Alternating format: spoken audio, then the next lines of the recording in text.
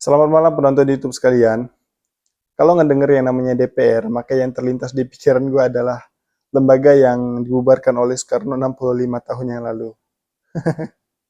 Ya kita semua kita semua tahu bahwa DPR adalah singkatan dari Dewan Perwakilan Rakyat yang seharusnya tugas mereka adalah mengumpulkan aspirasi dan kehendak masyarakat lalu kemudian dituangkan dalam undang-undang yang berbuah suatu kebijakan.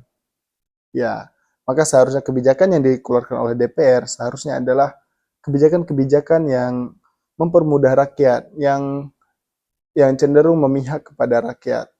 Namun yang terjadi malah sebaliknya, kebijakan-kebijakan yang mereka keluarkan itu ditolak keras oleh rakyat, sama sekali tidak diterima.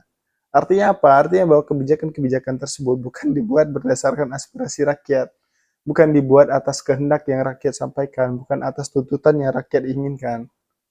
Maka untuk siapa kebijakan itu dibuat? Untuk apa kebijakan itu dibuat dan untuk kepentingan siapa kebijakan itu disahkan.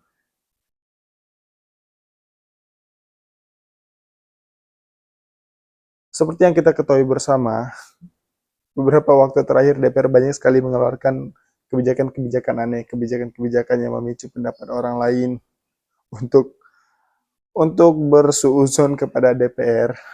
Banyak sekali kebijakan-kebijakan yang seperti itu dan banyak yang berpendapat bahwa kebijakan-kebijakan tersebut dibuat untuk kepentingan golongan tertentu.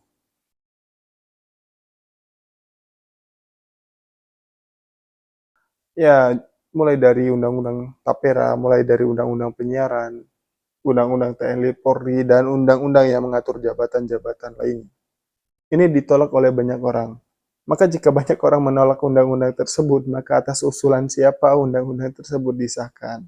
Banyak sekali pertanyaan untuk hal tersebut. Dan pada tanggal 11 Juli kemarin, dalam rapat paripurna DPR yang ke-22, mereka mengesahkan revisi Undang-Undang Nomor 19 Tahun 2006, yaitu Undang-Undang Anti-BRES atau Undang-Undang Dewan Pertimbangan Agung. Kini tiba saatnya kami menanyakan kepada sidang Dewan yang terhormat, apakah rancangan undang-undang usul inisiatif Badan Legislasi DPR RI tentang perubahan atas Undang-Undang Nomor 19 Tahun 2006 tentang Dewan Pertimbangan Presiden dapat disetujui menjadi rancangan undang-undang usul DPR RI? Terima kasih. Jadi Dewan Pertimbangan Agung adalah lembaga yang mempunyai kewenangan untuk memberikan nasihat kepada Presiden, mempertimbangkan segala pertanyaan dari Presiden, dan menjawab segala pertanyaan yang diajukan oleh Presiden. Dewan Pertimbangan Agung dibentuk pada tanggal 25 September 1945, beberapa minggu setelah Soekarno-Hatta memproklamasikan kemerdekaan Indonesia. Pada saat itu, perencanaan pembentukan Dewan Pertimbangan Agung itu sendiri tidak dipersoalkan secara serius, sehingga pemikiran yang melandasi pembentukan Dewan Pertimbangan Agung itu sendiri tidak diketahui secara jelas. Namun ada yang berpendapat bahwa penasihat ketataprajaraan dalam masyarakat sesuai dengan adat bangsa Indonesia yang mengenal adanya Dewan Sepuh.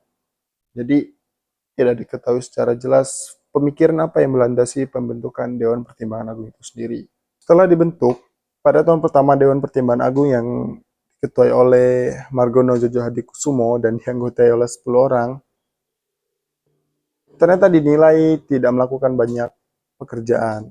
Kala itu Dewan Pertimbangan Agung menjadi seolah tidak berarti, ditambah saat negara merubah sistem pemerintahan dari sistem presidensial menjadi sistem parlementer. Hal ini jelas membuat Dewan Pertimbangan Agung menjadi semakin terpuruk sebagai lembaga negara dan puncaknya pada tanggal 31 Juli 2003 pada amandemen keempat Undang-Undang Dasar 1945 dinyatakan bahwa Dewan Pertimbangan Agung yang merupakan lembaga tinggi negara dihapus dan digantikan oleh Wantipres. Yang dimana Wantipres berstatus sebagai lembaga pemerintahan pusat biasa yang statusnya di bawah presiden. Lalu muncul pertanyaan kenapa dihapus, kenapa diganti, ya sesimpel karena tidak melakukan pekerjaannya dengan efisien. Tapi pada hari Kamis 11 Juli kemarin, revisi Undang-Undang Wantipres disahkan dengan sistem kebut semalam oleh DPR. Sehingga membuat banyak masyarakat mempertanyakan apa urgensi dari revisi undang-undang tersebut. Apa urgensinya gitu. Dibandingkan dengan aspirasi masyarakat yang sudah lama mendesak pengesahan undang-undang perampasan aset yang sampai saat ini belum disahkan. Sehingga muncul banyak pertanyaan, apa urgensinya?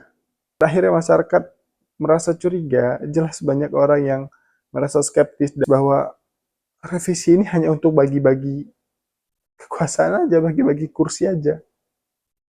Ada beberapa poin yang gua catat dari revisi undang-undang ini. Yang pertama, nomenklatur namanya yang diubah dari Wontipres diubah menjadi Dewan Pertimbangan Agung seperti semula dibuat. Yang kedua, jumlah anggotanya yang dimana sebelumnya maksimum anggota Dewan Pertimbangan Presiden hanya 9 orang.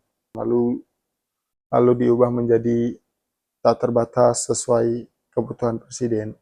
Lalu yang ketiga, status yang dimana Dewan Pertimbangan Presiden yang lama hanya setingkat pemerintahan pusat biasa yang di bawah presiden lalu diubah menjadi setingkat lembaga negara lainnya.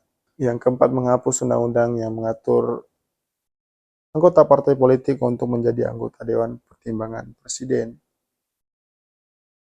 Ya memang sebenarnya nggak ada persoalan yang begitu serius, namun tentu saja disahkan dengan sistem kebut semalam membuat masyarakat banyak bertanya, apa urgensinya undang-undang tersebut, untuk apa? Ya jelas ini membuat masyarakat bertanya-tanya, kenapa namanya diubah, kenapa statusnya dikembalikan menjadi setingkat lembaga tinggi negara, kenapa anggotanya dibuat terbatas, dan mengapa pasal yang mengatur anggota partai politik untuk bergabung menjadi Dewan Pertimbangan Agung ini dihapus.